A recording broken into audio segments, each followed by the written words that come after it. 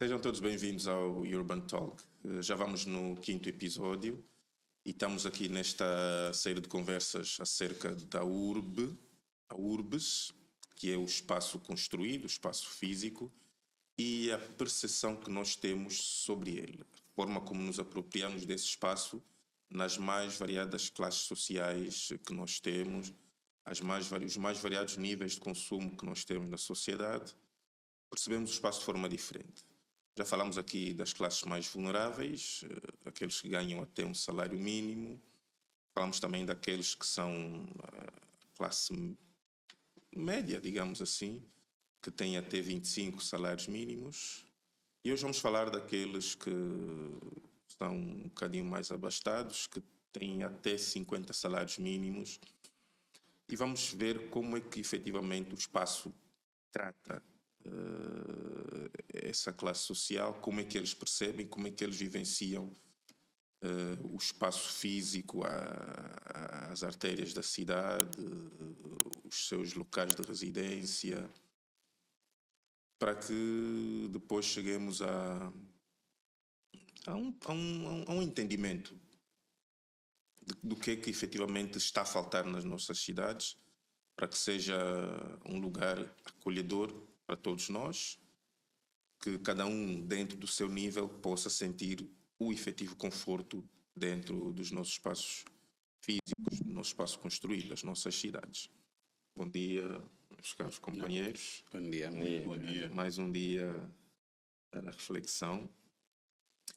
Eu queria começar a nossa conversa com dois temas mais ou menos sugestivos e acredito que sejam depois transversais para as várias classes. Ainda na sequência do episódio passado, nós temos aqui, o primeiro deles, o Kilson quando falava que muitos dos que pertencem àquela dita classe média muitas vezes não têm capacidade de comprar um veículo, mas depois beneficiam de um carro atribuído pelo serviço em função da função que ocupam. Ou seja, muitas vezes até incompatível com a renda que eles possuem. Existe também esse paradoxo dentro da nossa vivência diária, em que nós temos indivíduos com uma certa renda, mas que depois faz um negócio, né, aquele chamado biolho, né, intermedia ali um negócio qualquer, uma transação qualquer, consegue um bom volume de dinheiro e com isso constrói uma casa com algum conforto, mas essa casa depois está inserida onde? Lá numa zona bastante degradada, bastante precária, ou então consegue comprar uma casa num condomínio, mas que é incompatível com a sua renda real, com aquilo que é expectável ele receber no final de cada mês. Que tipo de desafios é que existem para um indivíduo nesta condição? E podemos falar também dos carros, né? Que um carro de alta cilindrada que custa 100 milhões de kwanzas, quando ele ganha 1,5 milhão de kwanzas, por exemplo. Há também alguns desafios para as pessoas nessa condição, né? Principalmente na questão da casa. É verdade, capitão. Bom dia, Bom dia.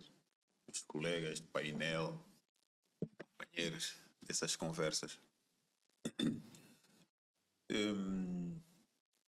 Capitão, eu diria que acho é um fenómeno, naturalmente se carece de um estudo melhor aturado para que possamos apresentar alguns dados e as pessoas poderem acompanhar o nosso raciocínio.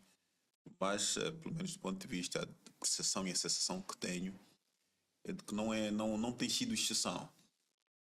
E vê-se logo quando surgem bairros novos dentro desse tecido informal, no caso da cidade de Luanda, vejo que há edificações que se destacam.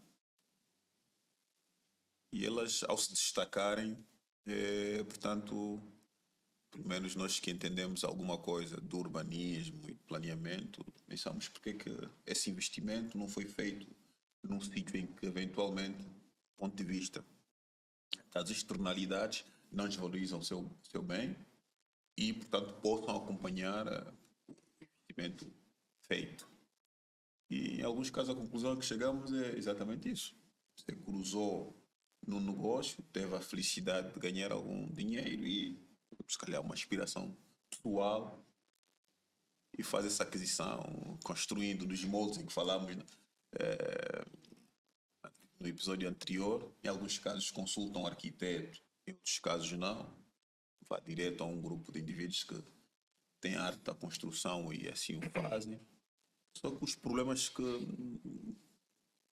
você enfrenta acabam sendo quase os mesmos, porque o todo não tem capacidade de absorver, portanto, esse teu exercício, essa tua sorte ou esforço que você fez para ter aquele espaço que te gera algum conforto. E do ponto de vista da URBS, é o que nós falamos, né? A tal questão dos paradoxos, das singularidades, e elas criam distorções.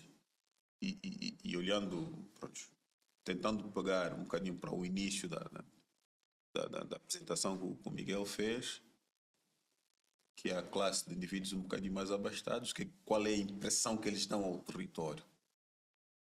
Em alguns casos é mais concreto, com um conceito que já leva alguns anos, que é da gentrificação. E muita gente não gosta muito dessa dinâmica que é impressa ao território. E vemos, pelo menos é mais visto, no centro da cidade, zona consolidada, em que você retira um O que é segmento. gentrificação?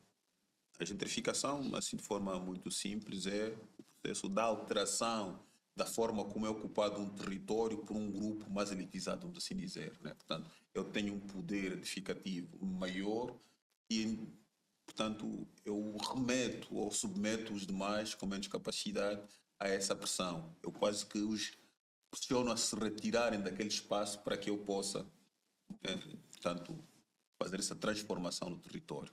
Ela tem uns prós e uns contras, às vezes é sempre bem-vindo e há fenómenos urbanos. Agora, sei que é nos Estados Unidos, mas não me consigo lembrar em concreto que está, em que bairros inteiros foram derrubados para que esse fenómeno ocorresse. Ou seja, um bairro social em que as pessoas dos mais variados estratos têm acesso facilitado, sofre ali um processo de uma transformação, né, do ponto de vista Exploração imobiliária. da exploração imobiliária, né, valoriza significativamente e as pessoas naturalmente, algumas vão se excluindo desse espaço, porque sentem-se que não têm espaço nem vez nesses equipamentos altamente valorizados. É mais ou menos isso.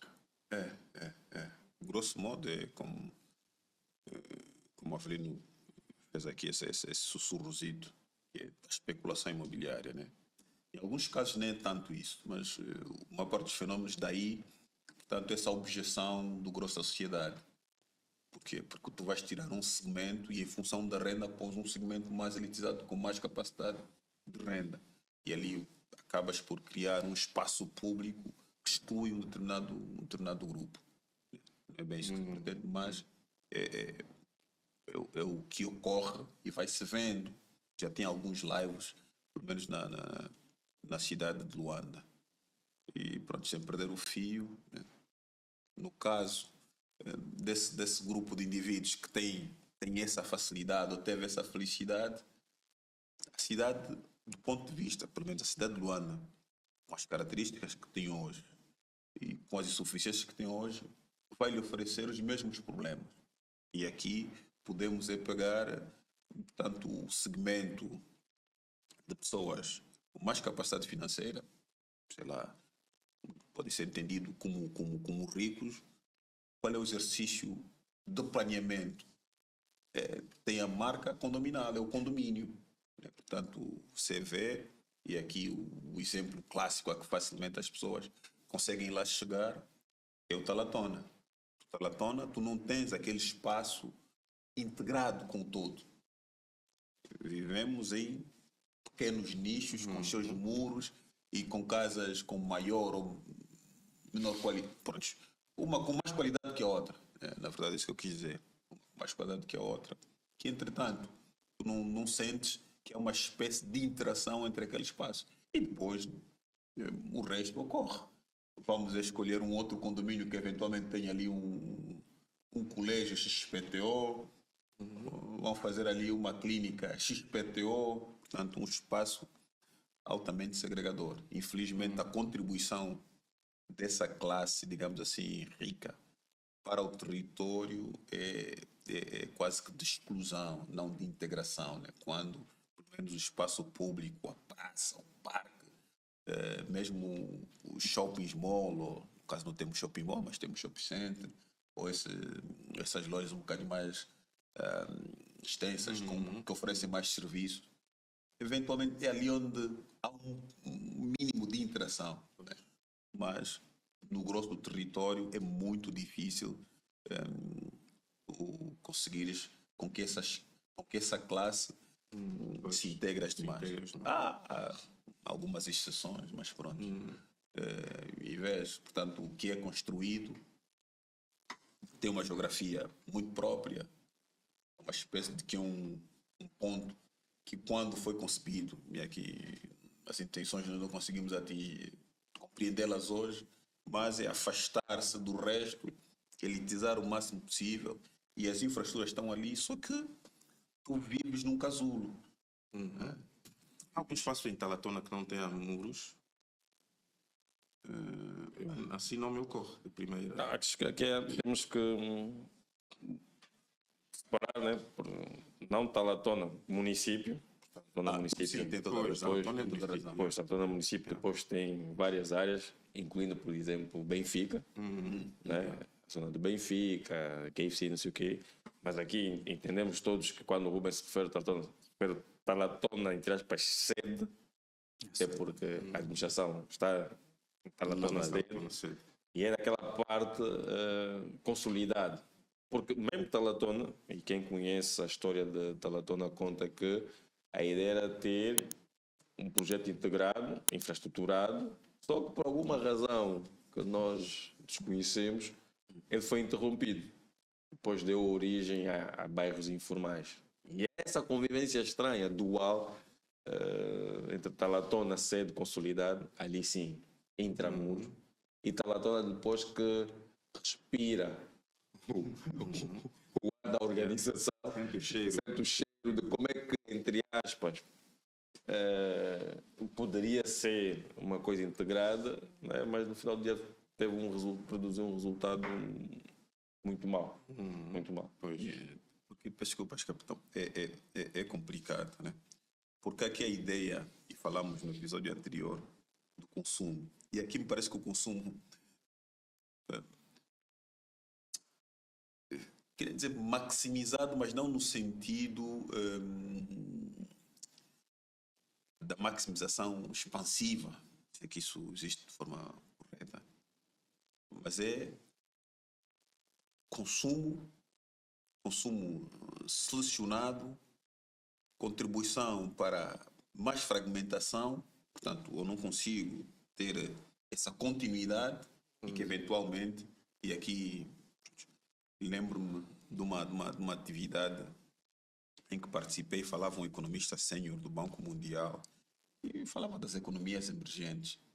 E quando falava da África, da nossa região, diz que existem pelo menos 4 países que, se estivessem, digamos assim, devidamente estruturados e com economias mais vibrantes, digamos, a andar no sentido do desenvolvimento como tal, impulsionariam os demais. E parece que o Talatona podia ter sido esse ímã. Se não tivessem tantos muros e tanta segregação. Ele tinha a capacidade de influenciar os outros territórios, né? Tem infraestrutura, acho que tem, do ponto de vista de infraestrutura, está bem servido. Só que depois, quando se espraia, quando vai se estender, tu vês o Bom do Chapé, vês o Tangeré e pronto. Ponte Molhada. Futungo, veja lá. Yeah. E do ponto de vista da localização, são terrenos muito bem muito bem localizados.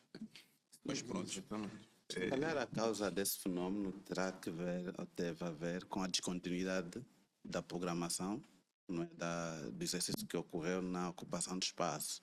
Entenda que nós também fomos, pelo menos aqui no Talatona, vítimas da situação do rural e até mesmo da situação repulsiva que houve das pessoas abandonarem o campo por força da guerra.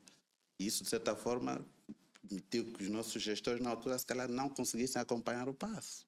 As pessoas, na necessidade do abrigo, né, implantaram-se onde deu. Também. Eu não estou a dizer que Avelino, pode- eu até entendo. Permita-me. Não, eu até entendo a tua argumentação. Mas agora eu pergunto: se olhas para a Talatona, existe uma área consolidada. Sim, com as infraestruturas. Existe um processo. Claro. Né? Iniciou-se, fez. E esse fenómeno do êxodo rural, entre aspas, sempre existiu. Conflito, promoveu. Sempre existiu, acelerou, sempre existiu. O que acontece aqui, e aí temos que ser frontais, é que em algum momento a administração pública perdeu o controle por razões que nós sabemos. Porque se eu consigo construir, não sei qual é agora a área da mancha construída e edificada Talatona, de infraestrutura sobretudo, que é grande, não é? Interrompeu-se por quê? O que é que falhou? Não faz muito sentido. São questões. Porque senão o argumento nem teriam começado. Nem teriam começado. Permita-me, afilhado, sim, também estamos alinhados quanto a isso, mas entenda que Talatona, ou melhor, uma parte da urbanização, de alguma programação urbanística neste tecido, né, urbano, ou nesse ente territorial, foi promovida pelo Estado. Estou a falar do projeto Nova Vida, por exemplo. Posso falar mesmo daquela zona. O projeto Nova Vida já é outro município. É outro município agora, mas Já é entenda que mesmo nessa atualização política administrativa, nós também estamos aqui em alguns desencontros contínuos. Uma hora é uma coisa, uma hora é outra, isso cria conflitos mesmo do ponto de vista da própria Sim, também é gestão. verdade. Então, se eu usei recursos públicos para promover um tipo de ocupação territorial, ao certo, acabo por não perceber que se calhar não é o caminho que quero, cria alguma instabilidade nessa continuidade, digamos, da gestão programada, por exemplo. Eu estou a falar isso por quê? Porque nós sabemos que quem habita, pelo menos Nova Vida, ou essa área consolidada, de Talatona, né, com as infraestruturas que lá existem, é de elite. Entendo que, do ponto de vista real, as pessoas talvez se sintam violentadas, porque quem presta serviço lá, alguns, sobretudo aqueles que estão na classe baixa, por causa do que se põe à disposição para pagar esse pessoal, eles não podem chegar tarde. Então procuram sítios próximos, o fenômeno que nós já falamos no episódio anterior, por exemplo, próximo do serviço, porque senão não conseguem ter o que meter no estômago. Portanto, há um fenômeno da tal reinvenção contínua, ainda que nós não queiramos anunciar, mas está aí e ocorre por causa de um... Ou seja, esses bairros periféricos depois vão nascendo. São né, promovidos. foram citados aqui, acabam por ser estes que depois alimentam, do ponto de vista da massa trabalhadora, Esses polos. a tal sede de Talatona. Exatamente, por isso é que o fenômeno está, como dissemos anteriormente, mesmo na zona consolidada antiga, as casas de papelão, de chapa, de tecido que nós vemos ali na Baixa de Luanda, os resíduos em pontos, digamos, escondidos, quem acaba por produzir? São os tais que estão mesmo a habitar o espaço e trabalham no local. Por viverem talvez distante no Cacoaco, que alguns mesmo no Cachito, não é? Para não ter de atrasar por causa dos assuntos que nós temos estado aqui a levantar, da acessibilidade e não atrasar, não perder o seu ganha-pão, as pessoas arriscam a viver nestas situações precárias. Pronto, são as opções que encontram para o momento. Para essa situação, essa circunscrição geográfica, também não ocorreu o contrário. Não é? E isto vai se reproduzindo, como tenho dito, a outra latitude. Se virmos a centralidade noutros pontos do país, ao redor também não há continuidade de uma programação que verse pelo menos qualidade, alinhamento e hierarquia. É que está sempre a surgir. Naquele contexto, conflito, situação emergencial, falta de controle, mas agora também está a verificar o mesmo fenómeno. No fundo, é a inadimplência do próprio gestor, entre aspas, de não perceber se calhar o que é que está aí a fazer. No fundo, violenta ainda mais as pessoas que habitam esses espaços, porque eu levo sempre naquela escala do meu direito consolidado. Mas já existirá lá, pronto, nessas zonas em que residam pessoas com maior capacidade de renda, existirá já um sistema de gestão de resíduo um bocadinho mais eficiente, se compararmos ao que vimos nos episódios anteriores. Há uma menor exposição eu a vejo- riscos ambientais e Ele também está e exposto vulnerabilidade. quanto quem lhe presta serviço. Porque eu, por exemplo, nem sempre tenho domínio do quadro de saúde do meu colaborador, não é? Mas nós somos pessoas que libertamos cheiros, libertamos um conjunto de coisas. E aquela pessoa que trata de ti deve ser o primeiro a ser cuidado. Devia de um exercício racional, pelo menos enquanto ator e promotor de qualidade de vida, pelo poder financeiro, podia influenciar os decisores, os gestores Aqui de uma território. vulnerabilidade terciarizada. Né? Exatamente, Por via parece, do terceiro, exatamente, porque nós não conseguimos controlar tudo à nossa volta. Há fatores exógenos, externos, à nossa vontade, que acabam por ocorrer sem nós sabermos a origem. Isso para poder dizer o seguinte. Mas pronto, isto estamos a falar em termos de interação social, né, entre pessoas. Mas do ponto de vista da urbe, Da urbe. né, essa vulnerabilidade é menos acentuada comparativamente, por exemplo, a quem está em situação financeira menos favorecida, quem vive em zonas de elite, como estamos aqui a chamar, né? Está menos vulnerável, menos exposto, ou seja, a questão das infraestruturas de saneamento já estão melhor resolvidas. Sim, Miguel, por causa da percepção, né? Porque a minha percepção enquanto for pessoa com menos recursos, né? De qualidade de vida, falou-se muitas vezes aqui das opções de escolha, de acesso a serviços, isso é totalmente diferente. Porque Então, enquanto eu posso... existe de forma acentuada as pessoas nesta condição social a viverem já em áreas, do ponto de vista de planeamento, mais consolidadas. Né? Programadas. Sim, temos. Se calhar não é a única opção que essa pessoa tem, deve ter outras, não é? Que o poder financeiro lhe permite, e eu com algum ceticismo, não obstante observar que o indicador deve ser a renda, só o facto de eu habitar num espaço em que a proporcionalidade é mais precária, talvez no geral também sou precário. É um pouco isso. Portanto, tenho sempre, digamos, algumas reservas, não claro, interrompo que as pessoas tenham interesse de habitar, mas vejo as coisas sempre na visão da proporcionalidade.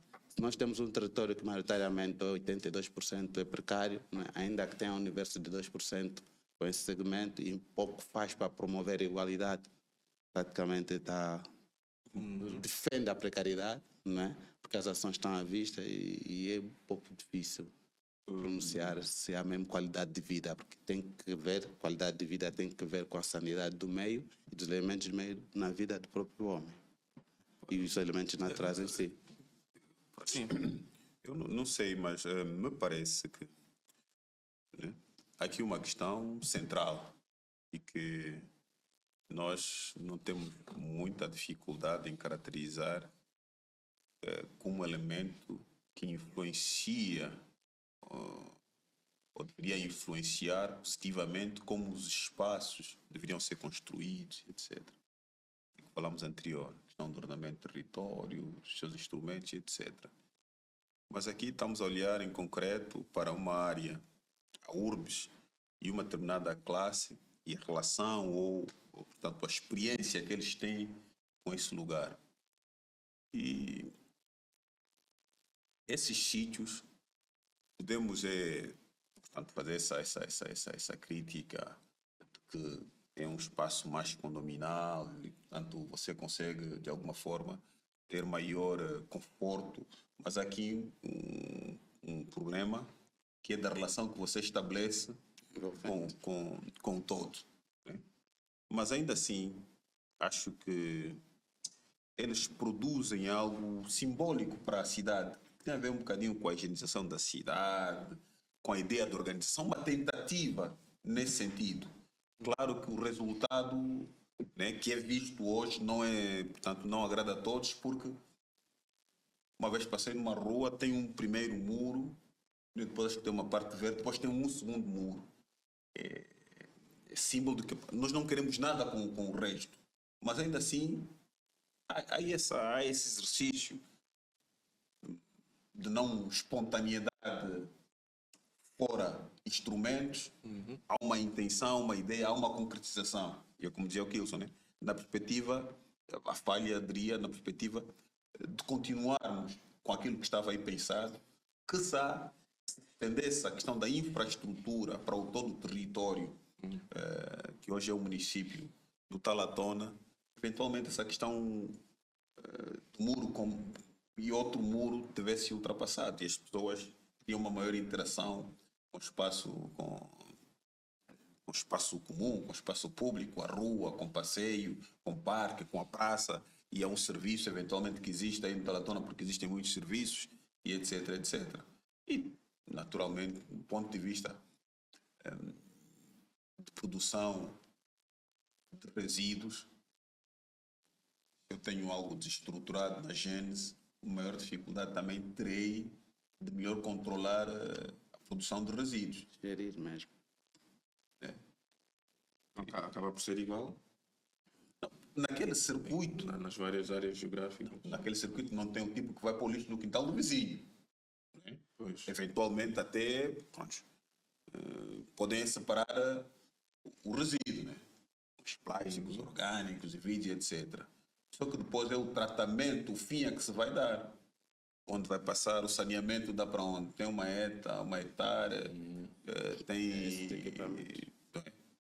E ali é o grosso do tratamento para um espaço como aquele deveria ter. Aliás, há um sítio sempre que chove, acho que agora devem ter melhorado lá a questão do escoamento da água que é acumulada naquela bacia, que é ali próximo a Vanã.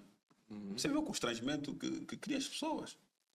Pelo menos as pessoas que vivem naqueles arredores. As casas são XPTO, portanto, tem as condições de comunidade tranquila, mas quando a natureza reage, você vê que o resíduo que é depositado lá Céu aberto naquele lamaçal. naquele lamaçal, o constrangimento que cria. Cheiro nauseabundo, água com dejetos invade o quintal das pessoas, etc, etc. Portanto, o impacto está aí. Os especialistas melhor estudarão para compreender que soluções devem ser adotadas, ou as melhores soluções a serem adotadas. Wilson, nós estamos, nesses primeiros 15 minutos, estamos aqui praticamente centrados em Talatona, sede, né? A Talatona dos condomínios, que eventualmente assume-se como o símbolo de quem escalou do ponto de vista da prosperidade financeira, né? Eventualmente. Né? Sim, não. É também o mais facilmente conseguimos trazer no imaginário das pessoas que nos estão a ouvir, né? Porque existem naturalmente outros sítios que também trarão esse conforto, né? Para quem escalou do ponto de vista da prosperidade financeira. E os desafios para essas pessoas serão diferentes do ponto de vista da locomoção, né? Porque Talatona também ela agora já conseguimos ver alguma distribuição de serviços, né? Incluindo serviços públicos e alguns órgãos oficiais do Estado, mas ainda assim Talatona, a massa habitacional ainda é considerável, o que nos remete sempre à questão de depois pendularmos para as outras partes da cidade em busca de outros serviços ou do nosso próprio local de trabalho. Né? Os desafios para a locomoção, eles terão naturalmente muitas opções, outras opções de locomoção e diferenciam-se das outras classes. Sim e não. É curioso, né? Nós estamos centrando-nos sim e não porque... sim, porque tem o poder de compra que lhes permite ter uma estrutura de custo e uma dimensão de consumo diferenciada. Ou seja, as opções que eles têm, o leque de opções é muito maior. Nós, por exemplo, temos constrangimentos de orçamento, as opções vão encolher e vamos escolher entre A ou B. Temos um orçamento mais alargado, mais confortável, vamos alargar esse leque de opções. Essa questão tem várias dimensões. Primeira, a tal da geografia econômica, que vai depois definir, e na elite, curiosamente, é mais fácil, ou é mais simples identificar a geografia urbana da sua localização, porque temos dois ou três momentos. Um primeiro da cidade consolidada, os chamados bairros tradicionais, que ali também há alguma dualidade, mas com alguma facilidade identificamos que há a presença forte da elite. Estamos a falar, por exemplo, do bairro Azul, do bairro Alvalade, do bairro Miramar e algumas zonas do centro da cidade, né? Estes bairros que eu acabei de citar são bairros herdados. Se olharem para a orgânica e composição dos mesmos, vocês vão perceber que eles não são fechados por exterior, em momento algum. Em momento algum. Tanto é que há essa convivência, né, entre aspas, natural e desejável com o que existe à volta, porque o que existe à volta também, por força de muitas variáveis que já discutimos aqui, é essa vivência dual entre o formal e o informal, e aqui o informal está intimamente ligado à renda, ponto, não é? Né? Por exemplo, do Catamor no Alvalade, Miramar ali, das redondezas também temos esses exemplos, mas há essa diferença de que nesses pontos há uma abertura, há uma convivência, há um diálogo, se quisermos, com as outras classes. Aí sim, aí a densidade também é chamada. Na maior parte dos casos estamos a falar de vivendas, de habitação de até 2 pisos, mas depois, no centro da cidade, com pouca expressão, mas já existem alguns movimentos da elite em que a densidade foi um critério utilizado para fomentar, se quisermos, essa promoção imobiliária.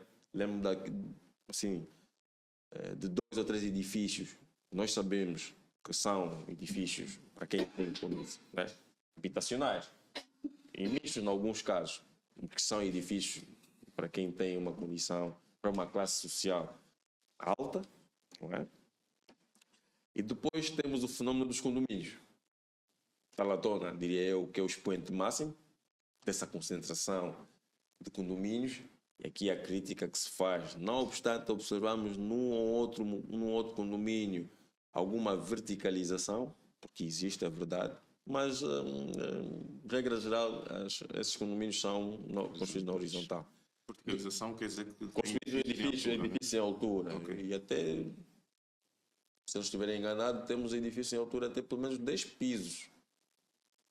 Em Talatona. Não é? Ou seja, e no episódio, num dos episódios nós falamos da questão da concentração na infraestrutura, da densificação, que dá lugar ou permite que mais pessoas ocupem o espaço e usufruam da infraestrutura.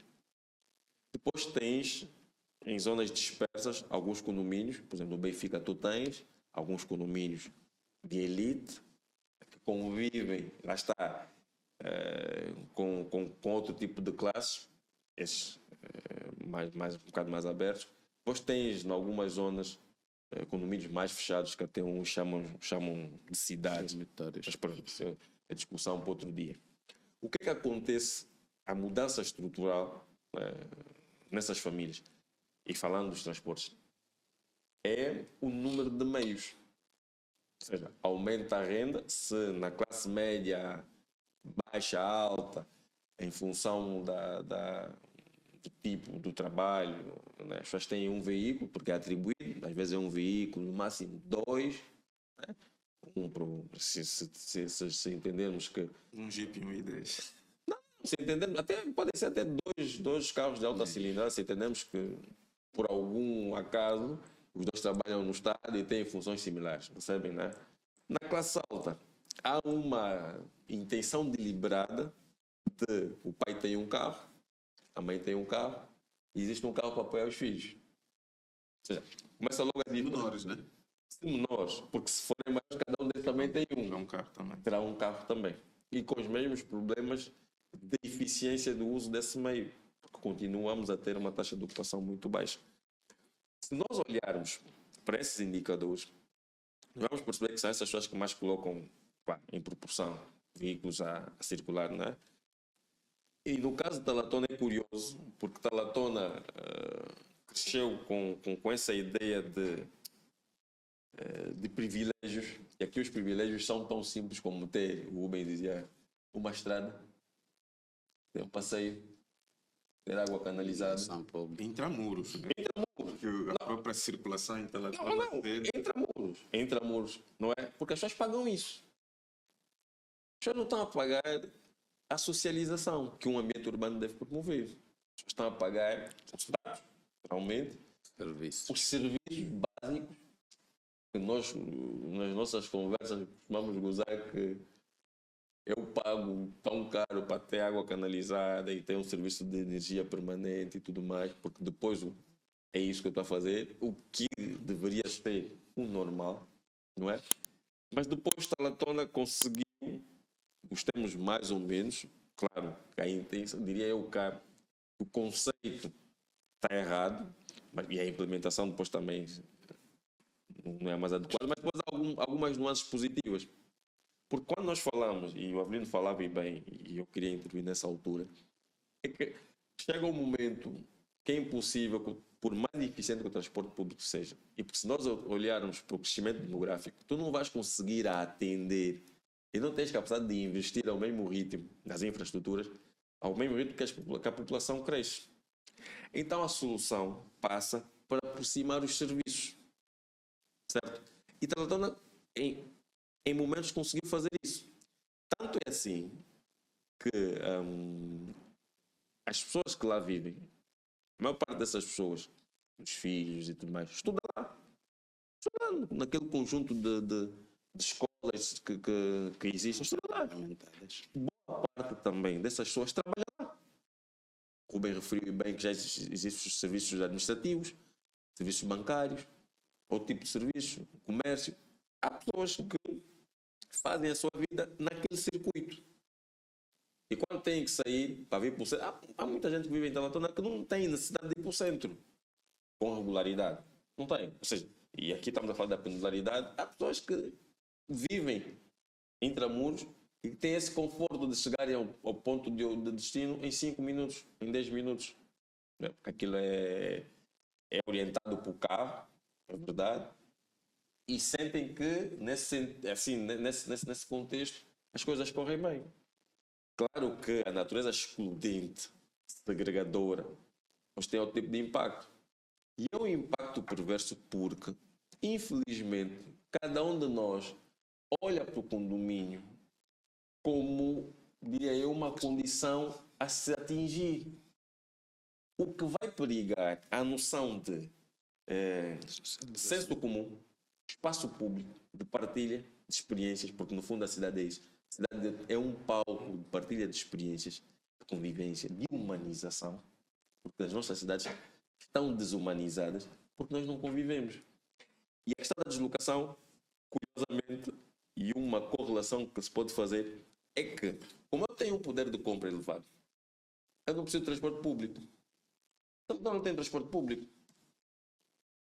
Já repararam nisso? Não tem. Eu não tenho um sistema de transporte público. Aliás, a cidade toda não tem. E é engraçado, depois, desculpa, e em regra me parece, pela estrutura lá da malha urbana, daquelas zonas mais consolidadas e dos grandes eixos, poderia facilitar ter transporte público. Deveria. Né? Deveria. Deveria. E é curioso que, pronto, é a tal coisa da elite às vezes influenciar negativamente para algumas questões. E aí, porque depois o sonho de ver no condomínio, e depois, lá está, depois nós, ao falarmos de condomínios, há vários níveis. Condomínio.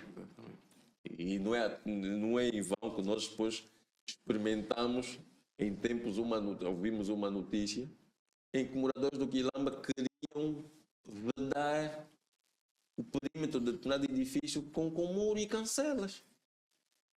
Porque queriam entender, ou entendiam, as pessoas que tiveram a iniciativa de que deveriam viver num condomínio.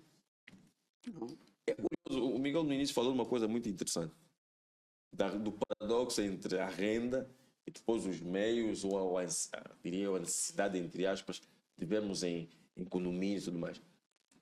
Se nós olharmos para o parque de estacionamento, podemos fazer esse exercício, quer do Quilamba, quer do KK 5000. vamos perceber que a maior parte dos veículos que estão estacionados custam mais que a habitação. Exatamente.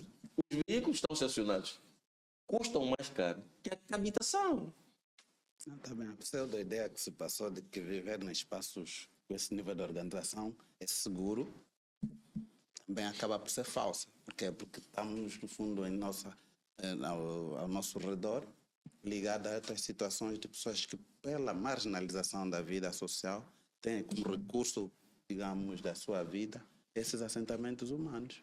Portanto, as pessoas só desejam morar o logrador, ou melhor, o perímetro em que o edifício está implementado, na medida em que tem sido alvo de assaltos constantes.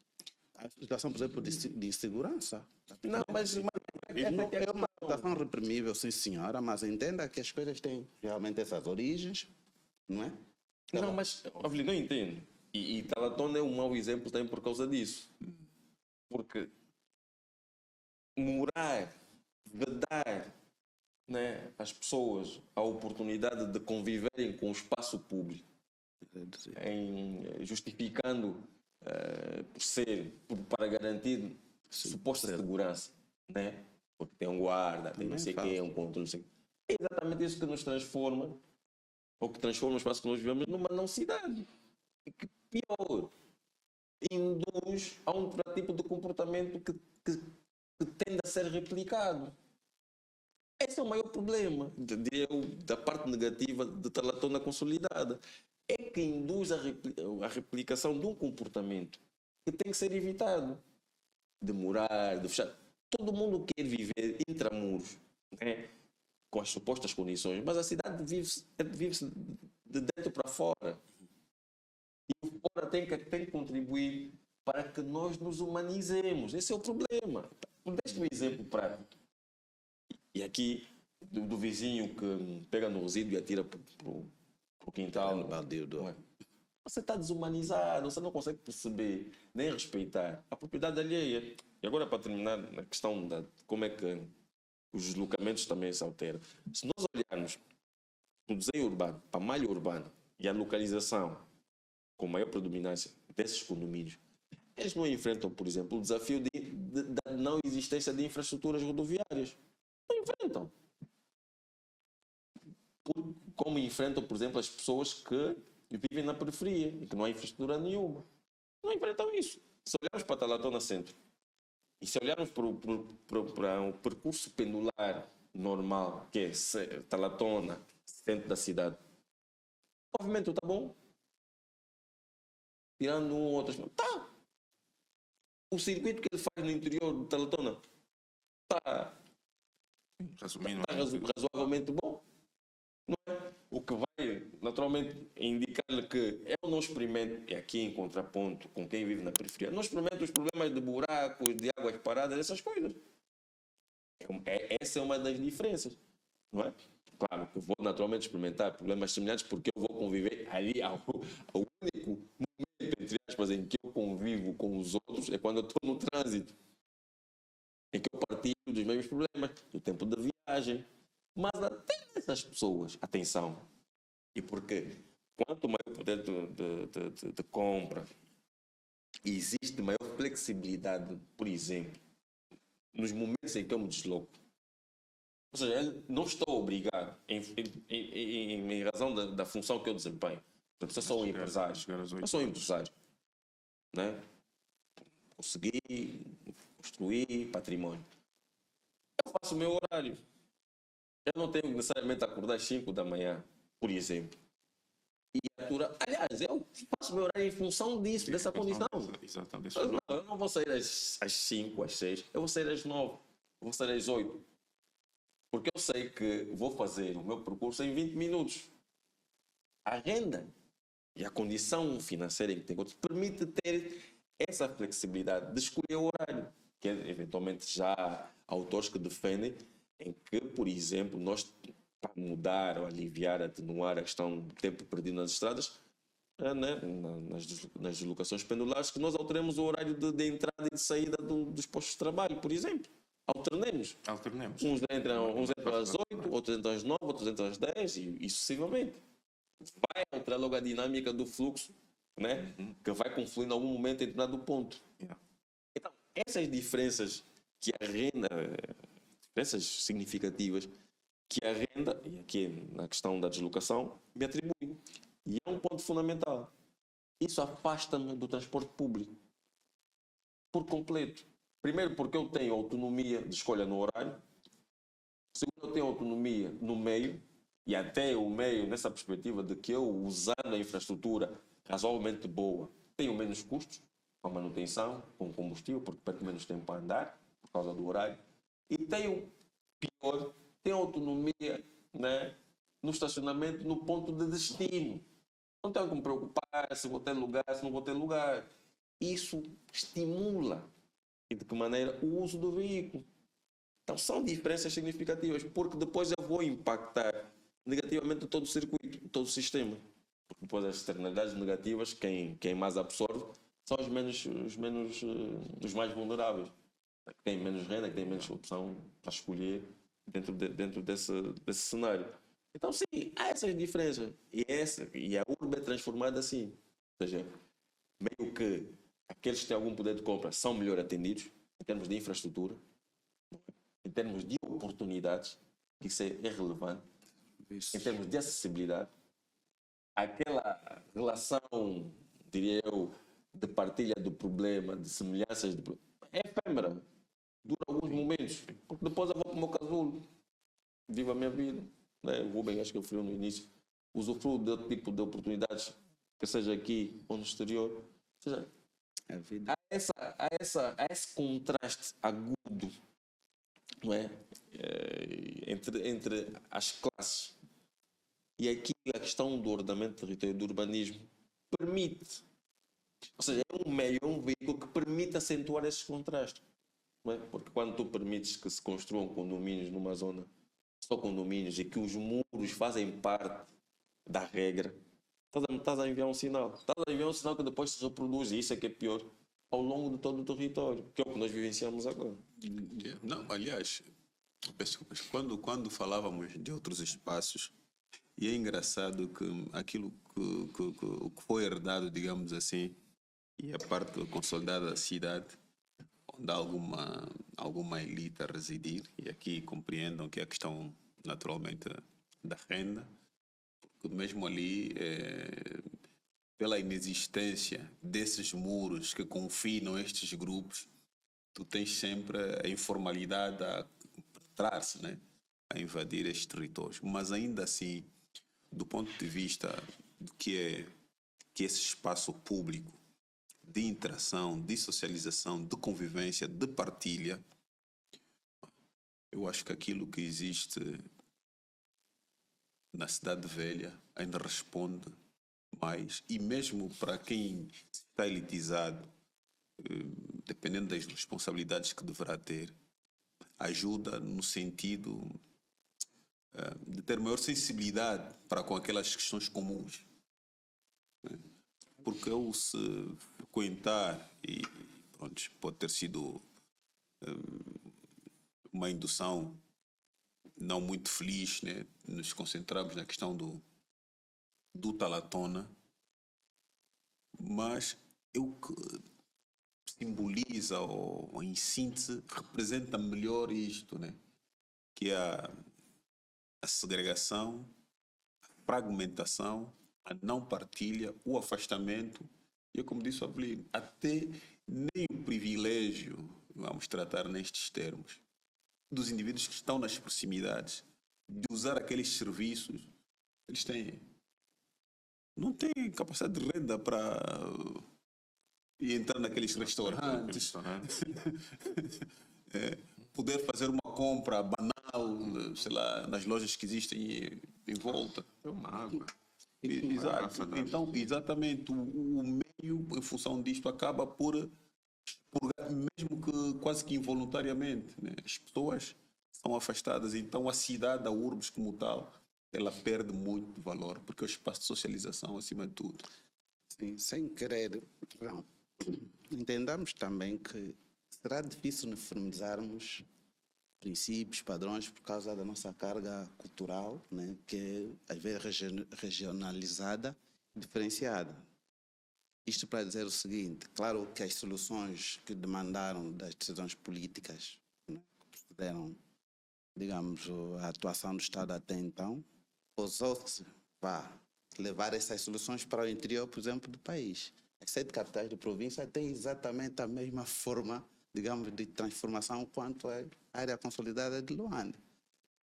Tínhamos aquele nível, como o Rubem disse, das situações herdadas do colono, com um nível de organização sem termos que ter, digamos, os gradeamentos, os muros. Hoje, se formos para lá, está tudo agradeado, né? Mas então Luanda não é referência. Exatamente, por causa dessa solução que, não sei por que carga d'água, que critério, assumimos como ótimo e levamos para lá. Mas há quem diga que o fator de conflito também. Mas nós sabemos, enquanto planeadores, que segurança não se restringe. Isso será só uma questão de moda ou é uma forma de autopreservação? Não, Não, mas não. desculpa só. É o que tu assumes como princípio. Nós temos discutido muito a questão conceitual, a questão do princípio, que depois vai levar a normas e a comportamentos. É essa questão.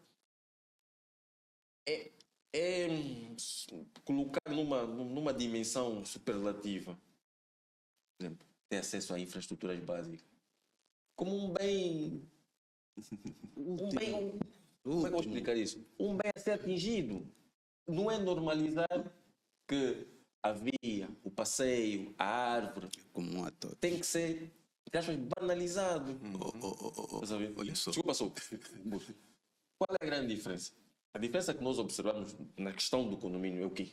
E de tudo o resto. Tem asfalto, Serviços. tem passeio, na rua até tem algum serviço, tem água, Segurança. tem energia. Não é isso. Segurança. E segurança, pronto, um guarda e não sei o quê. Não é isso. Isso nós vemos nos bairros mais pobres. Possas imaginar. Podes defender, não, mas a infraestrutura. Ok, a infraestrutura até pode ser diferenciada, pode até ser progressiva e tudo mais. Mas está lá. Eu não vou para um condomínio porque eu vou ter água, luz e um guarda-porta. Essa ideia de segurança, de conforto, que as pessoas com alguma naturalidade querem ter.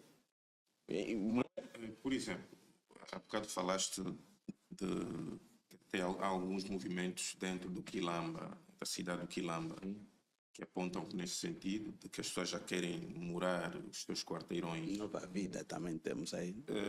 E a Nova Vida também. Nova vida fizeram. Bom, eu estou aqui a me referir à questão, não me refiro à questão de privatizar áreas comuns para proveito de um único indivíduo. Um indivíduo, no caso, uma família só. Estou-me a referir à questão de um bloco de 5 ou 6 edifícios, não sei quantos edifícios tem num quarteirão no Quilamba, em querer fechar. Bom, eu estou agora a tentar perceber se é uma perspectiva de que, ok, vamos seguir a moda de condomínio, ou se é um grito de socorro extremo para a falta de segurança que o espaço está a transmitir às pessoas. A experiência mostra que é o segundo ponto, segurança. Nós temos os nossos... Apesar de que isso vai ser tratado na questão da polis, mas temos ouvido notícias de que os moradores de Quilamba reiteradamente vão se queixando dos assaltos, roubam. Agora há uma moda de roubar placas dos carros e outras formas também de violência urbana. E que se calhar essa é uma medida extrema que as pessoas agora adotaram.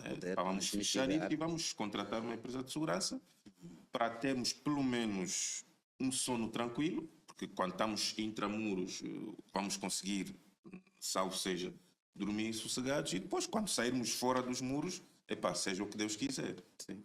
Literalmente. Seja o que Deus quiser. Eu entendo a preocupação. Só não sei se é uma medida que produza resultados, pelo menos a médio e longo prazo. Não é. Exatamente. O muro, na verdade, não é resposta. Não vai inibir. Nós estamos a ter pessoas a pular muros eletrificados, com guardas à porta. Exatamente. Não é? Não parece que seja a resposta. O problema é que aí não estamos a atacar a causa do problema. Estamos a atacar um efeito. Exatamente. Tentar perceber, primeiro, quem são essas pessoas? De onde é que essas pessoas vêm? vamos perceber naturalmente. Mais uma vez, o espaço construído influencia muito na percepção do que é o bem comum. Tu não estás habituado a partilhar uma Um árvore, jardim público, um jardim, uma quadra de jogo. uma quadra de jogos, uma biblioteca. Se não tens a noção do que é partilha, do que é preservar, não é? Não vais respeitar nada. Ou seja, o ambiente construído não te dá esses estímulos, dá-te outros. E é isso que tu vais preservar, vais formar o teu mindset e vai mudar o teu comportamento. Então podem colocar os muros. As pessoas vão encontrar outras maneiras de assaltar. Estamos aí longe. As pessoas colocaram gradeamentos. Os medos entraram na mesma. Não, mas é isso que eu estou a dizer. Eu, numa situação extrema, eu quero pensar naquela solução que, pelo menos, para os próximos 8 meses, vai me dar algum conforto. Sim, é mais ou menos. Até o gatuno conseguir encontrar um engenho para furar aquela minha solução. Não, o problema não é esse. O problema é atacar a base. Atacar a base. Exatamente. A tal da base que não depende só de nós como moradores. Sim, senhora, assim, é um mal público. Infelizmente, feliz ou infelizmente, não depende só de nós como moradores. Sim. Existem alguns movimentos, por exemplo, que os moradores, né, os moradores conseguem organizar-se e fazer. Por exemplo, quando estão num bairro que cresceu, né, com alguma ordem, e depois eles organizam-se para pôr betão nas vias, né, eles conseguem, organizam-se e põem. Eles próprios levantam depois os postos de iluminação pública e tal. Isso até acontece. Mas depois, nessas questões da segurança, já não depende tanto. Miguel, lembrei-me agora de um caso, desculpa interromper-te. Claro, com menor intensidade, menor frequência. Aqui em Talatona, nos condomínios dali, também sofrem assaltos. Já, também só. Com toda a segurança e tudo mais. Sofrem assaltos. Claro, mas elaborados e não sei o quê. Mas lá está. O meio, o contexto, vai até o tipo de assalto. Se no quilombo, nos outros estamos a falar de roubar botija, roubar computador, roubar não sei o quê. E depois é trepa e entra. Não, entram, levam os meios, são mais sofisticados se quiserem. Exatamente. Mas penetram. Penetram. Nós não estamos imunes, infelizmente, não estamos Os níveis de imunes. assalto variam até em função também Exatamente, até em função da renda da pessoa e da capacidade. Já. Mas sabe, eu acho. Agora não me consigo lembrar se foi uma reportagem, eu li alguns. E é mais do ponto de vista da sociologia urbana. É que se indica quando estamos aqui a clamar, digamos assim, por socialização, a segurança gera-se. A vida boêmia, por exemplo, das cidades, é um fator gerador de segurança. Há pessoas a circularem, pessoas sentadas a ler um livro, pessoas no parque, na praça, a conversa. Essa dinâmica inibe más intenções. Não te dá tempo de pensar em fazer outras coisas. Aliás, Jane Jacobs, que foi uma jornalista que escreveu muito sobre as cidades, foi entusiasta dessas questões do urbanismo, falava exatamente isso. Na sua obra Morte e Vida nas Grandes Cidades, falava dessa questão, que as cidades não precisam adormecer, e isso é um fator de segurança também. Quando nós temos cidades que até às 18 horas têm uma vida e uma dinâmica muito pulsante, e depois as pessoas todas regressam a casa e a cidade morre. Naturalmente, eu que saio às 21, né, do meu serviço, porque, sei lá, trabalho por turnos, estou ali num trajeto de 15 ou 100 metros ou 200 metros, estou sozinho, né? E tenho que olhar para os lados, porque a cidade já morreu, está todo mundo a dormir. Então, é exatamente isso. Este é um dos fatores de segurança e que nós defendemos sempre, que é as cidades terem essa vida ininterrupta. Independentemente do horário, há sempre ali movimentos, há sempre serviços a funcionar. E isso faz-nos até depois pensar, isso depois será também, eventualmente, tema para uma outra discussão, aquela dinâmica que acontece ali no Zango, né? Hoje as pessoas reclamam, né, que Muito agitado. muito agitado, Luanda não dorme, principalmente lá no interior de alguns bairros já não dorme, é música a toda hora. Eu não sei se isso também não será um fator de segurança para as pessoas. Aliás, Para aqueles, principalmente, que largam mais tarde, aqueles que estudam de noite, estão a entrar no seu bairro 22 horas e tem ali Aqueles que pessoas a eventualmente estão dançar. de férias também. Yeah, tem ali pessoas a dançar e eu vou sentir-me mais seguro a entrar na minha casa, porque até 23 horas tem pessoas a dançar. É, sabe, aqui passa aqui essa ironia. Comparativamente, por exemplo, eu que estou a entrar no meu bairro 20 horas e está tudo, No silêncio. no silêncio ensurdecedor. né? Até o som dos meus passos me assustam. E se eu ouvir uma moto a vir de longe, eu já começo a tremer. Ou começas a correr. Começo a correr. Nós faz-nos recordar no nosso exercício de planeamento, né? Começamos a atribuir zonas em função de uma atividade em particular, né? Aquela se for lúdica recreativa, pelo menos sabemos que ali é expectável que deva beneficiar desse tipo de serviço lúdico recreativo. Para as zonas mais voltadas para a academia, a ciência, também um outro tipo, digamos, de percepção de espaço. Entenda que esse fenómeno é fruto daquilo que nós somos. A cidade é feita pelas pessoas e nós partilhamos isso inicialmente e dificilmente vamos conseguir controlar os hábitos, modus operandi de cada família, de cada estrutura familiar. Tanto é que nós temos estado a levantar as questões do ponto de vista da educação, nas instituições de controle social, quer as igrejas, né? Quer as escolas e, no fundo, o próprio Estado, têm que estar alinhados para perceber o que é que querem fazer da cultura, sem, claro, uniformizar, mas pelo menos ter um princípio que queremos que os assentamentos humanos sejam. Por exemplo, só estamos a falar, por exemplo, das consequências. A causa, podemos até atirar para tentar chegar mais ou menos na eventual causa do assalto que esses assentamentos têm sido alvos. Se aqui tiverem uma resposta, talvez não seja similar ao do Ambo ou no Lubango, porque eles também são vítimas desse tipo de situações cotidianas ou da vida humana. O que deve haver é procurar mecanismos de ocuparmos as pessoas.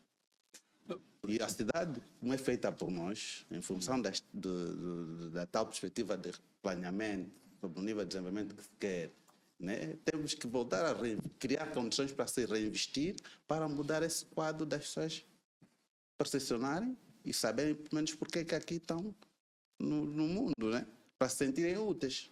Porque eu acredito que não há quem diga que eu sou útil porque roubo ou crio mal ao meu próximo. Aí podemos levar essa coisa no campo da moral, mas entendo que o que é bom para o outro deve ser também bom para mim. Depois vê-se o nível, né?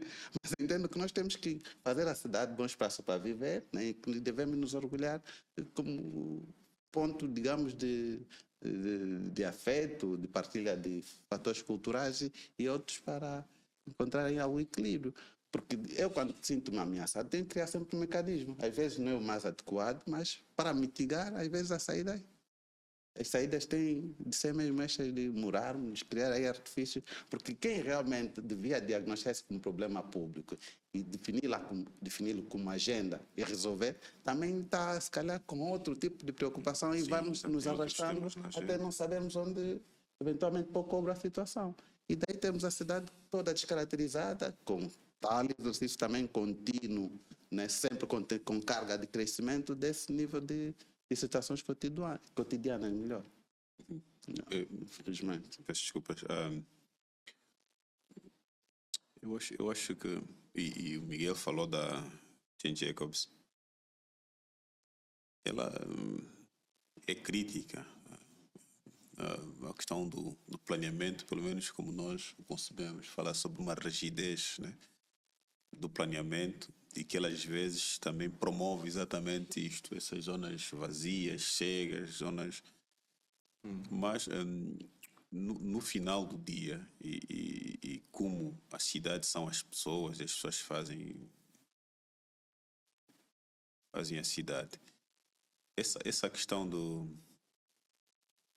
sentimento de insegurança parece que não. E nós às vezes somos assim, né? O nosso corpo também reage, sentimos frio, ele manda nos sinais, às vezes reagimos a quente. E me parece que a reação a quente dá-nos um conforto momentâneo e não vai na raiz do problema.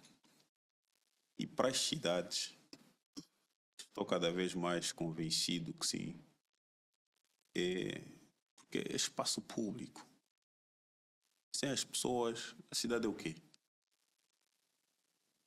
Então, que vivam espaço público. A componente da imoralidade que às vezes é vista na cidade, os outros resolveram de outras formas. E aqui, acho que o Miguel quase que ia falando da via, como é que é? Da Rua da Dira. Se calhar é só a questão da forma como é apresentada, e aí uma componente que acho que está voltada mais à prostituição, que me parece que é o que, do ponto de vista moral, as pessoas não recebem muito bem. Mas muitas cidades, as tais metrópoles que andam pelo mundo e que muita gente elogia e quando visita faz referência de ruas com algumas características como a Dira. Tem lá isto. Pois é. Tem lá isto. Então, eu acho que, claro, que não tem boêmios, então são poucos vivants da cidade, mas essa dimensão é fundamental para dar vida à cidade. Há uns fazem durante o dia, outros dão continuidade durante a noite. Exatamente. O restaurante, o bar, o café, a hotelaria, o turismo noturno. São elementos essenciais. É. São elementos essenciais. Então, me parece que, pronto, temos aqui uma panóplia de situações e que entendemos que a nossa cidade, que vira espelho para as demais cidades, transmite, alguns casos com algum sucesso, em outros casos com menos sucesso. Mas me parece que do ponto de vista da indicação de caminhos, também já fizemos. Tudo bem, há o planeamento, e aqui é uma mecânica do próprio planeamento que nós temos dito que não na perspectiva dessa rigidez que muitos criticam, não na perspectiva da produção de muitos papéis que também outros criticam, mas sim no sentido de termos um caminho, um rumo. Partilhamos todos de uma visão, oportunidade de escolha, saber que há previsibilidade naquilo que há de acontecer no território. Porque senão o que há de imperar é exatamente esses contrastes, mas com grandes laivos de informalidade. E que depois, por mais vontade que se tenha, será sempre difícil responder tempo oportuno aquilo que são as demandas da sociedade, das pessoas, das famílias, dos indivíduos. Exatamente. E agora, para concluir, Tilson, queres Sim. mais uma pincelada? Nós acho que chegamos à conclusão óbvia de que, curiosamente, e acho que podemos aprofundar com estudos que vamos fazer ao longo dessa nossa caminhada, há uma forte correlação entre ter rendimentos, entre aspas, né? E aí ter a oportunidade de escolher onde viver, com o local onde eu vivo e depois onde eu trabalho, ser estudado, ser orientado, ser ordenado, ser planeado. Não estou a jogar o mérito do conceito, por exemplo, não é isso.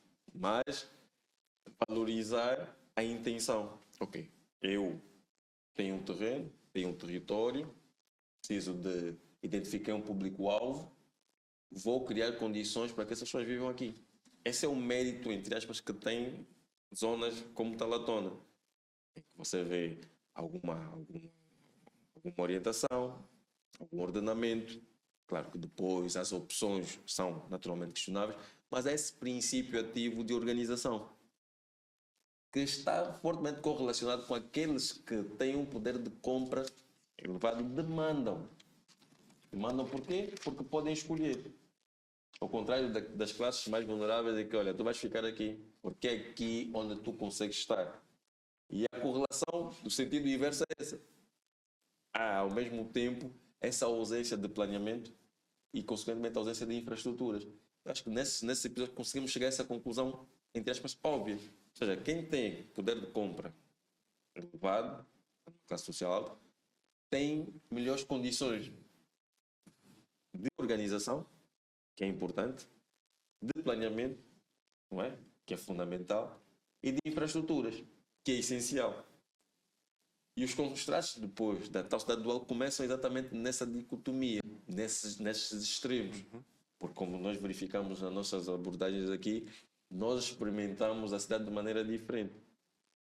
Não é? Porque, por exemplo, os nossos resíduos são recolhidos de uma maneira diferente, ou são recolhidos, Oh, yeah. são Começa aí, tratados, começa aí. não é?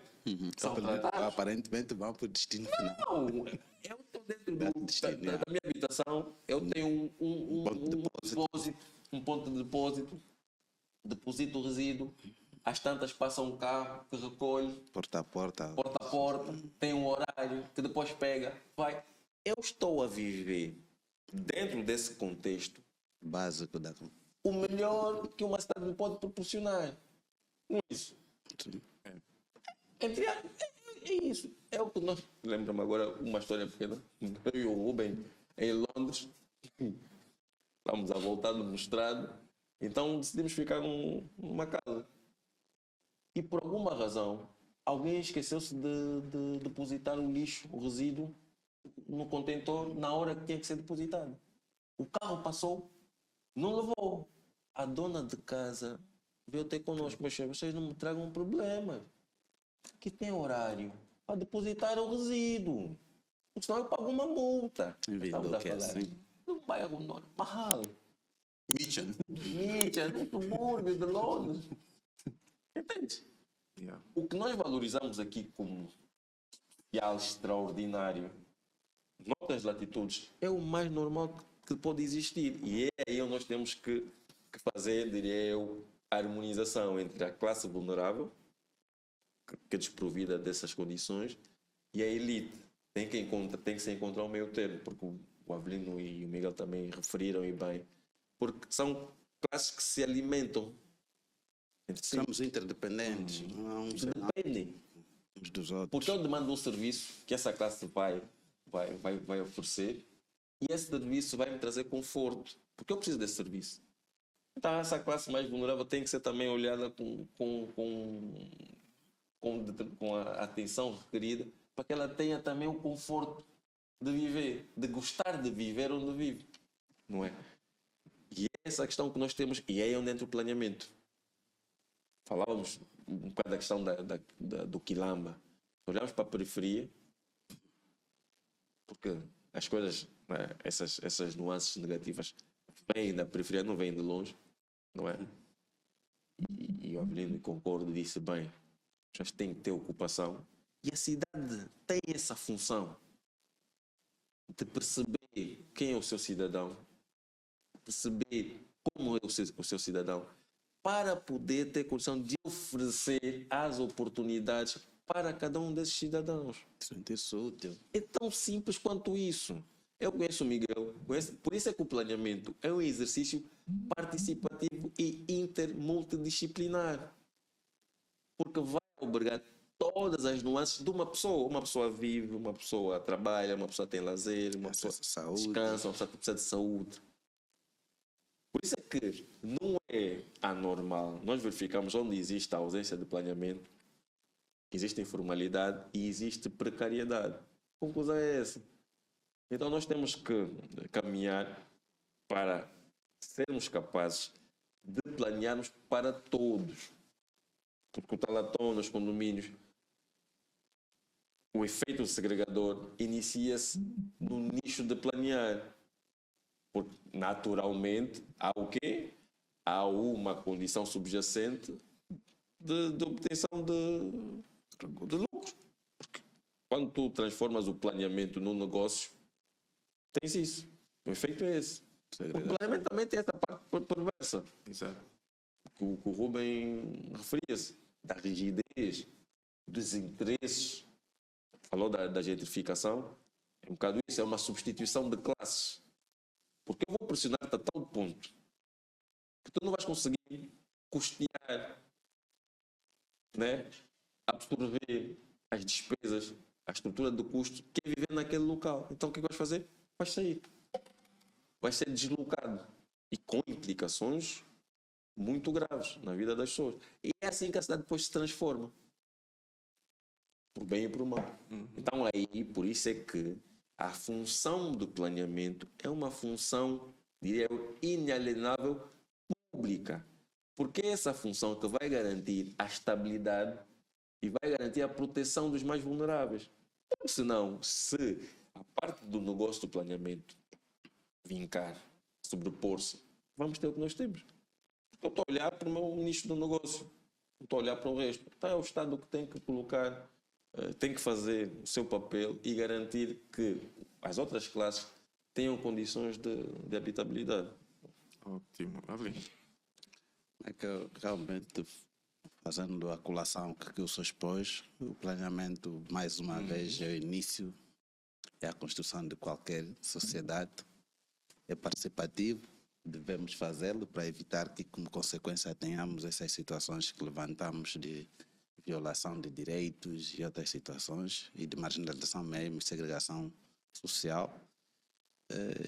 Acreditamos que sim, como moradores desses espaços, podemos fazer, se houver também quebra de paradigma, porque isso provavelmente vai permitir inovação no exercício de participação e da construção das cidades, por via de agentes ou empresários que se revejam no espaço, criando uma bolsa para implementar serviços, como há bocadinho disse, alguns que se juntam, pondo posto de iluminação, asfaltando as vias e talvez chegar mesmo a um nível de infraestrutura de saneamento. Só que se não tiver, diria, a jusante, não é?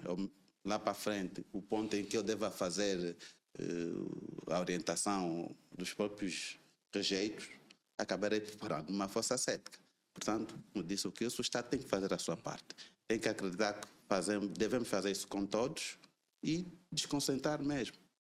Assim teremos cidades mais apelativas. Ainda queres falar? Já falaste? Não, achei que falei pouco, mas pronto. Pronto. Eu diria que essa questão dos grupos que ocupam o território são essenciais para o próprio território, que são estes grupos que dinamizam. Cada um impulsiona o território. Check and balance, né? Com a força que tem, exato. E se calhar as pessoas depois também poderem olhar para esses autores, acho que são super interessantes. A Jane Jacobs, como o Miguel já falou, e exatamente esse livro, que é uma crítica interessantíssima para nós, porque tem questões de detalhe de convivência da vizinhança com o espaço público, a supressão das dificuldades, ou seja, as dificuldades ou as deficiências que aquele lugar tem e que as famílias conseguem dar resposta. Às vezes o planeamento, como disse o Kilson, nessa sua faceta de falhar pelo excesso de rigidez, há coisas que são as pessoas que vivem um lugar que vão completar. Um outro autor também bastante interessante que versa sobre essas matérias é o Yang Gao, que fala da cidade para as pessoas. E parece que sim. E daí que, ou seja, toda a nossa ação, e nós que temos esse condão de planeadores, é voltado para as pessoas, né? E só não devemos descartar a questão central da ação pública, que é o instrumento do planeamento, o plano, o instrumento como tal, para viabilizar isso. E aqui, em que faz uma colagem com a nossa legislação, há um autor indiano, Nabil Handy, fala sobre pequenas mudanças. O título do livro é em inglês, a tradução literal, se calhar deve ser mais Small Change, que é a aplicação da prática do planeamento com as comunidades, né? Às vezes nós pensamos que devemos ser disruptivos. Não, mas outras vezes é mesmo dar passos pequenos, mais sólidos, que criam condições confortáveis para aquela comunidade em que estamos a intervir. E me parece que nós, nesse sentido, na nossa legislação, temos temos sim espaço para o efeito. E um quarto autor, Albert, o outro nome é muito difícil de pronunciar, mas é O Homem e a Cidade, que é da relação tanto dos aspectos burocráticos, tanto da questão da mobilidade, da questão do ambiente, aquilo que nós produzimos, chamando no final do dia de que o ente que seria neutro, que gerou aquele instrumento que nos deve regular a todos, deve ser também aquele que deve fiscalizar essas ações para que as cidades, para que a urbe exerça de facto a sua função. E me parece que nós temos desafios interessantes. No caso, Luanda é uma amostra para o efeito, mas também já dá muitos exemplos interessantes de que, mesmo com as dificuldades que se tem, que nós temos, nós conseguimos ter soluções para que as pessoas, né, o Avelino que gosta muito dos bairros autoproduzidos, está aí, é uma resposta que as pessoas não. E alguns, não, até nem na perspectiva da sobrevivência, é mesmo de quando há uma comunidade com o bom senso, não, vamos dar um afastamento como deve ser essa rua, na expectativa de que amanhã tenhamos capacidade do serviço público a chegar, a infraestrutura a chegar. E são esses exemplos também devemos pegar, não só naquilo que é devidamente acabado, né, como vemos em outros contextos, ou como temos nas partes mais bem estruturadas da nossa cidade. Ok. Obrigado, companheiros. Obrigado. E obrigado a si que esteve aí do outro lado a acompanhar-nos. Mais uma vez, continue a deixar os seus contributos, assista-nos e vamos juntos nessa caminhada. Até já.